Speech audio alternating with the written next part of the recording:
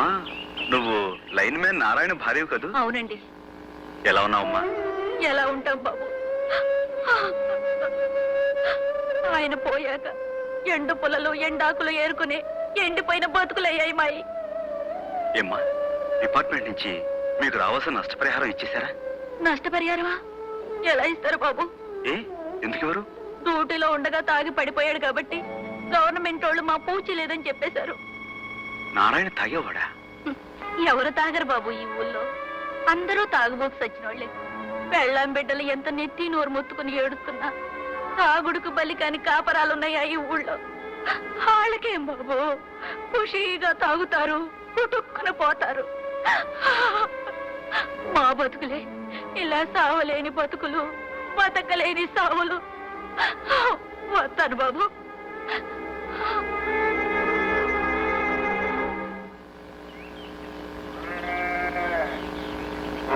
చూడు బాబు, కిష్టపల్లి ఇదే కదూ? ఇదేనండి. అమ్మా అమ్మా, అయ్యని నిప్పుల్లోంచి కాపాడారే, ఆయన వచ్చారు. కూర్చోండి కూర్చోండి. మా అమ్మ ఇప్పుడు మీ గురించి చెప్తూ ఉంటది. అలాగా? అమ్మా నువ్వు బయటికి రామ్మా. ముందు నువ్వు లోపలికి రాయే. నువ్వే రామ్మా. అబ్బబ్బబ్బబ్బబ్బా, ముందు నువ్వే లోపలికి రాయే. ఏది మగవా? సరే.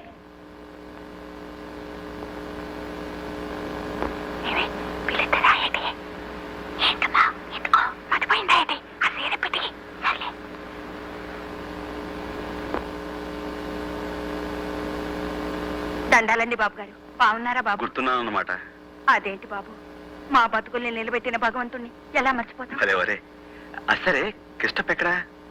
ఆడిక్కడ ఎందుకుంటాడు బాబు గారు, కళ్ళు పాకల్లో దొల్లుతూ ఉంటాడు. కళ్ళు పాకలోనా?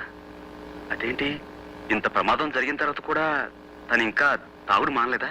ఎంత ప్రమాదం జరిగినా ఇంకా బతికే ఉన్నాడు కదండి. మరి సచ్చేదాకా తాగాలి కదండి. అర్ధరాత్రి ఇంటికొస్తాడు, అది లేదు ఇది లేదని ఏదెతుకు తింటాడు బాబు గారు. ఇవ్వకపోతే మా అమ్మ వైపు సీరేస్తానండి, నన్ను బండబూతో తింటానండి. కూలో నాలో చేసి నేను 4 డబ్బులు తెస్తానండి. నేను కూడండి మయమోహన్ పడేస్తానండి. నువ్వు ఊరుకోయే. అదేంటి, అమ్మాయి లోపలనే మాట్లాడుతుంది. రామ్మా బయటిరా. అది బయటికి రావాలంటే నేను లోపలికి వెళ్ళాలి బాబు గారు. ఉన్నది ఒక్క చీరేనండి. నేను సైతం విశ్వవీణకు తంతినై మూర్ఛనలు పోతాను, నేను సైతం భువన ఘోషకు వెర్రి గొంతు కవిచ్చి మ్రోతాను,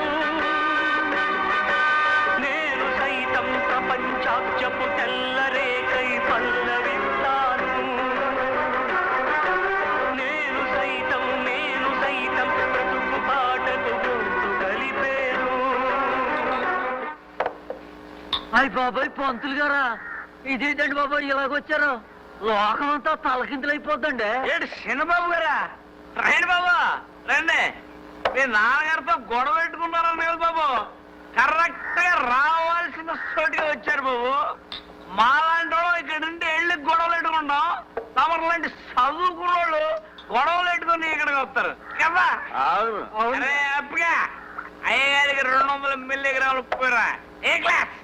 200 మిల్లీలు తాగితే గొడవలు తగ్గిపోతాయంట.